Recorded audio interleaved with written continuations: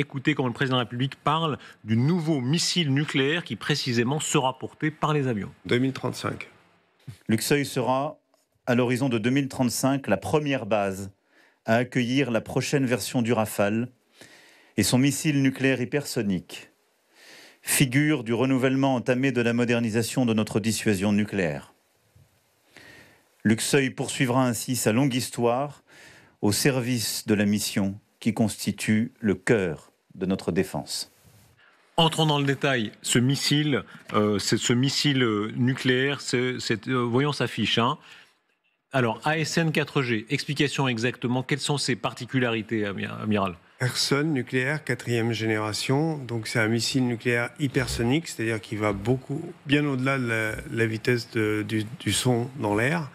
Développé par MBDA, donc on était en pleine coopération française, allemande, britannique, et mis en service, on l'a dit, à l'horizon 2035. Donc on se projette quand même à 10 ans. Aujourd'hui, on est en train de gérer la guerre en Ukraine tout de suite, mais avec des Mirage 2000 et avec des Rafales d'aujourd'hui. Et avec des missiles ASMPA, A comme amélioré, air sol moyenne portée améliorée. Ça, c'est le missile qui aujourd'hui équipe la France pour l'arme qu'on appelle l'arme d'ultime avertissement. Celle qui emporte une bombe par missile. Et là, ce sera aussi une bombe par missile. Expliquez bien ce qu'est l'ultime avertissement. L'ultime avertissement, c'est le dernier signal que vous donnez à l'adversaire avant de déclencher l'apocalypse. C'est-à-dire que on arrête de rire, c'est la fin de partie, vous êtes allé trop loin, donc je vous donne un ultime avertissement qui prend la forme d'une coup de semonce qui utilise l'arme atomique. Donc vous voyez qu'on a totalement changé de registre. Et derrière, la menace, c'est la menace des missiles balistiques emportés par les sous-marins, missiles intercontinentaux avec toute la puissance d'armes atomiques multiples avec des têtes multiples. Expliquez à quel point ça compte dans l'histoire. Il faut regarder la carte du rideau de fer. Le rideau de fer tel qu'il existait jusqu'en 1989, où on imaginait, dites-moi si je me trompe, mais que si les chars russes, soviétiques, arrivaient à travers la RDA, donc se rapprochaient sur le territoire de l'Allemagne, oui, eh bien on pourrait utiliser cette arme d'ultime avertissement. Ce n'était pas exactement la même époque. À l'époque, on était sur une théorie de la riposte graduée. C'est-à-dire que les forces soviétiques arrivaient en masse, c'était des chars comme en 40, des chars avec tout le soutien aérien qui allait bien, le soutien d'artillerie en particulier, comme on l'a vu en Ukraine, et qui balayaient nos forces conventionnelles qui se trouvaient, elles, postées en Allemagne, près de la passe de Fulda. C'était l'endroit qui avait été identifié comme étant le meilleur endroit pour faire débouler les chars. Et à ce moment-là, si on n'arrivait pas à les stopper, il n'y avait plus qu'une seule solution, c'était de détruire ces divisions blindées avec des armes nucléaires tactiques. Donc on avait à l'époque un stock d'armes nucléaires tactiques. Au départ, c'était Pluton et ensuite ça a été le Hades. C'était des armes qui étaient tirées avec des missiles à courte portée, c'est-à-dire de quelques centaines de kilomètres. Et du coup, ça tombait en Allemagne, puisque c'était des chars qui étaient en Allemagne de l'Est, qui passaient en Allemagne de l'Ouest. Et si vous vouliez les arrêter, ça veut dire qu'ils avaient déjà passé cette frontière et que par conséquent, on allait tirer l'arme atomique sur un pays ami et allié, en l'occurrence l'Allemagne fédérale.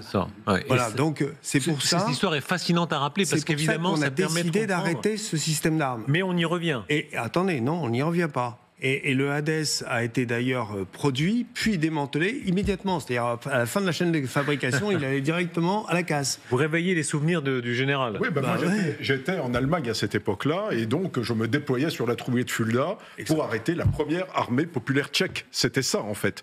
Et effectivement, le péché mortel du Pluton et ensuite de l'Hadès, c'est qu'il avait une portée tellement médiocre qu'on bombardait l'Allemagne. Donc c'est l'Allemagne qu'on était en train de vitrifier. Donc stratégiquement, c'est quelque chose qui tenait absolument pas la route. Donc c'est la raison pour laquelle on y a renoncé. Alors, pour être tout à fait exact, on vitrifiait pas l'Allemagne, mais on utilisait ce qu'on appelait une bombe à rayonnement renforcé, qui était une bombe où il y a beaucoup de neutrons et peu d'effets secondaires. Donc en fait, vous tuez les bons hommes et vous bousillez pas le matériel. Donc en gros, c'est un peu caractéristique, c'est caricatural, mais c'était ça. C'est-à-dire que vous tuez les gens parce qu'ils sont victimes d'une irradiation massive, Mais par contre, vous pouvez après redémarrer le char et aller le retourner contre l'adversaire. Vous voyez, l'amiral Bichot, je vous signale, l'amiral Bichot, comme il dirigeait un sous-marin nucléaire lanceur d'engins, il a le seuil, si on veut, d'impression très haut. Et pour lui, une arme... Alors, moi, comme je connais bien ces régions-là, j'y ai vécu, je veux dire, la densité de population fait que vous n'évitez pas la population civile. Là, c'est clair que vous vitrifiez aussi des villages, enfin vitrifier, je ne sais pas si c'est le terme exact, mais effectivement, il était impossible d'épargner la population civile, donc c'était quand même une arme qui n'était pas tout à fait crédible. Mais alors, pardon, expliquez-nous quelle est maintenant la transposition aujourd'hui, parce que c'est ça qui nous intéresse. Aujourd'hui, si on reprend cette même carte, le rideau de fer, en quelque sorte, il a bougé, il est évidemment beaucoup plus à l'est, il y a une profondeur stratégique qui s'est créée. Quel est, disons, l'équivalent imaginable ? Écoutez, maintenant, ce qui se passe, c'est qu'effectivement, si on a plus de préavis, si vous voulez, nous, France, effectivement, avant d'arriver chez nous, les Russes devront passer sur le corps d'un certain nombre de pays amis et alliés. Et vu la vitesse à laquelle ils ont avancé en Ukraine, on peut considérer que ça va quand même être compliqué pour eux. Donc, c'est plutôt bon pour nous. Mais ça veut dire que si nous, on veut venir à l'aide de ces pays, en plus, on va pouvoir disposer nos avions sur des bases dans ces pays-là pour frapper le cœur de la Russie.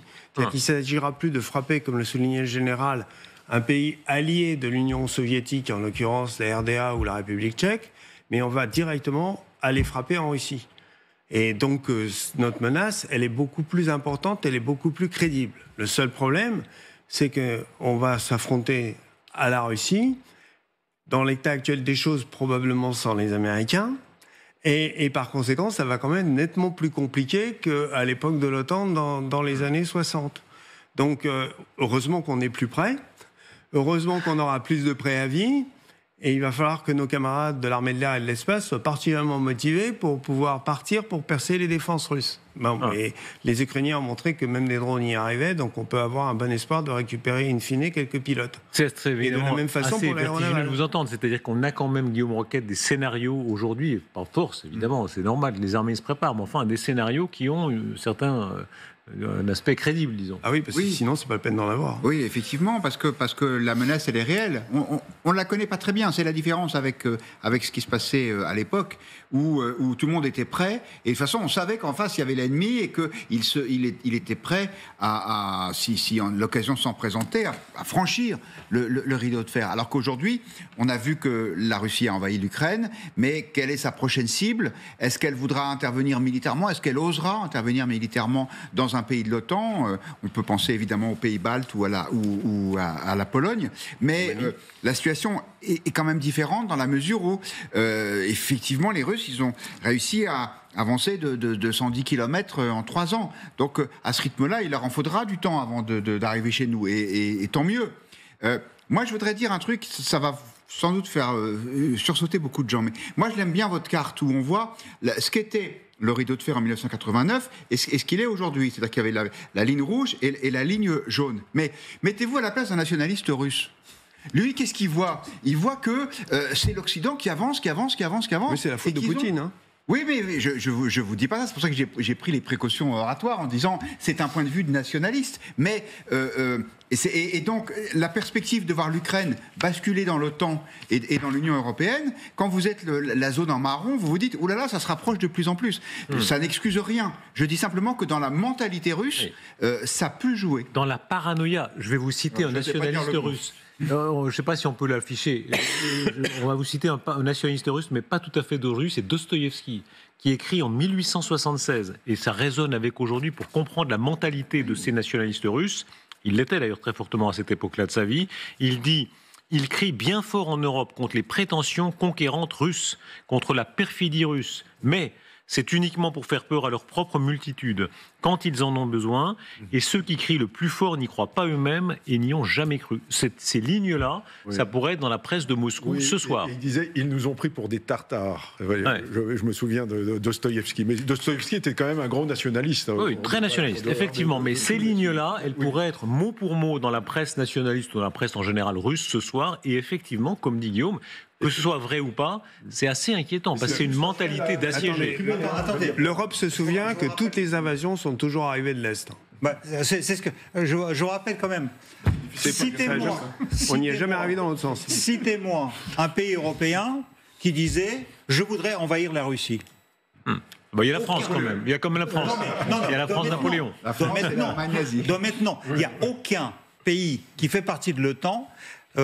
L'union de l'OTAN, c'est une union défensive. Ça, c'est clair. Elle n'a jamais écrit qu'ils vont envahir la Russie. L'Union européenne ne veut envahir personne, ça c'est sûr. Attendez, Ouais. et enfin, en Russie, en revanche, si. La Russie, c'est quand même un pays qui dit constamment qu'il mène la lutte contre l'OTAN et les États-Unis, qui sont ses ennemis, parce qu'ils veulent envahir la Russie. Et donc, en fait, ils vivent dans une paranoïa, personne ne veut les envahir, et en plus, attendez, le pays qui possède 45% du potentiel nucléaire mondial, presque 6000 têtes. Bon, il y a 1500 qui sont déployés et 4005 qui sont un peu dans les réserves, etc.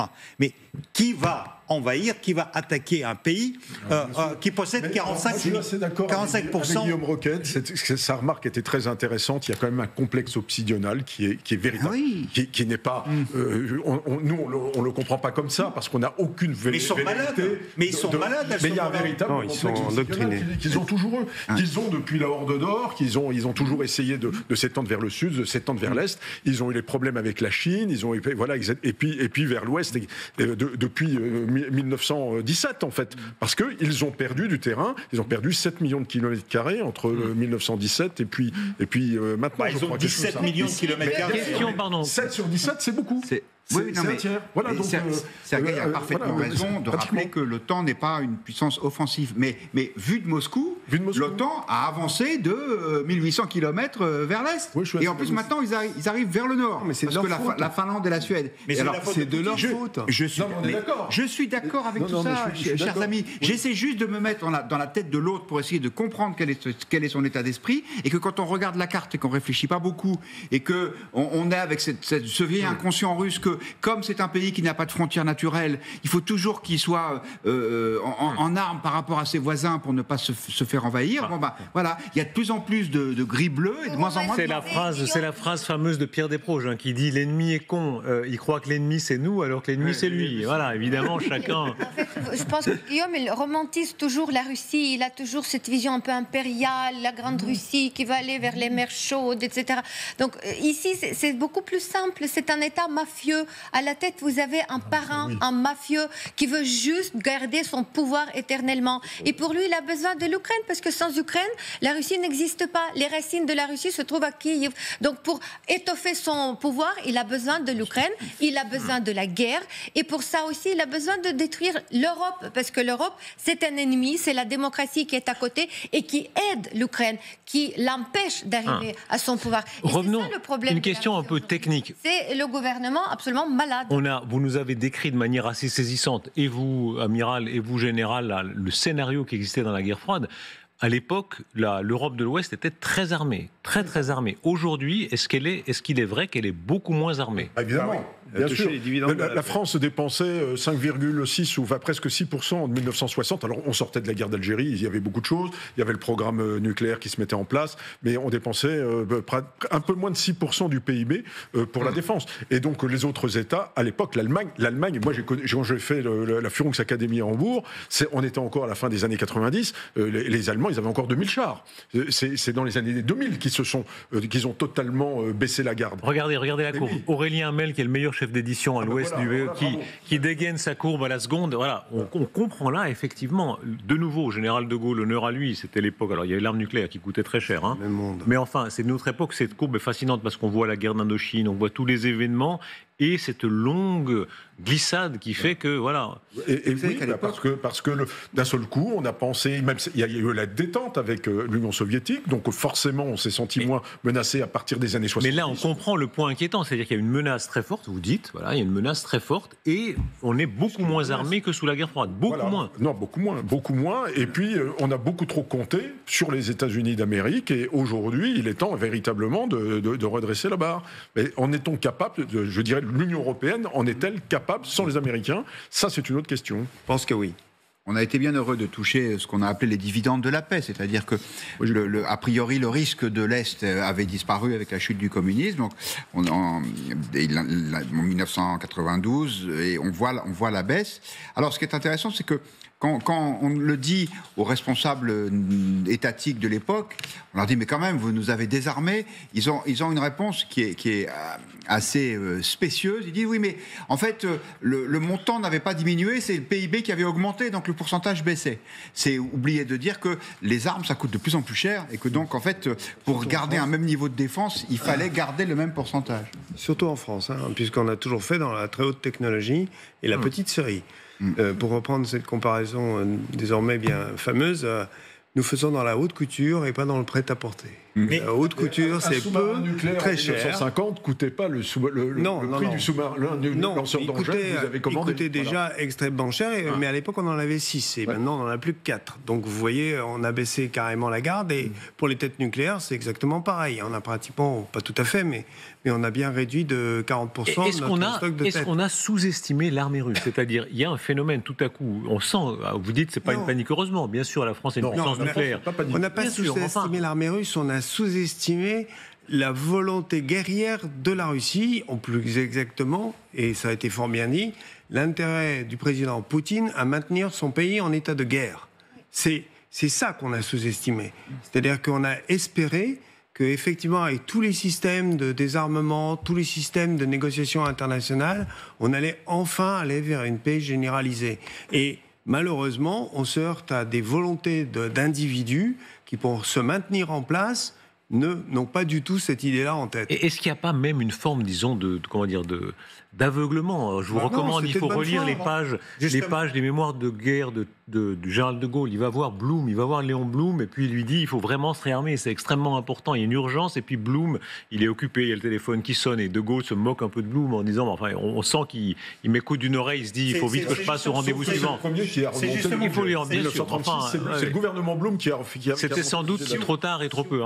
C'est justement ça, parce qu'en fait, tout ça, c'était écrit, c'était montré, Poutine ne l'a jamais caché. Ça veut dire qu'en fait, aucun économiste français n'a jamais alerté l'opinion publique que la Russie, depuis 15 ans, consacrait 30% de son budget à la chose militaire. Le pays, 30% du budget à la chose militaire, pour toutes les armes confondues. Et en fait, ça... Personne ne l'a jamais, n'a jamais mis le point là-dessus. Parce qu'en fait, un pays qui consacre 30% de son budget à la chose militaire, c'est un pays qui se prépare à la guerre. Sergueï. Je vous rappelle aussi, je termine, c'est un pays qui a mené une guerre en Géorgie en 2008. Ouais. Et on s'est dit quoi? Géorgie a perdu 20%. Donc, Poutine va se contenter de ça et il ne va jamais bouger. En fait, à l'époque de 2008, il y avait tous les experts russes qui connaissaient la chose, qui disaient le prochain pays, c'est soit le Kazakhstan, soit l'Ukraine.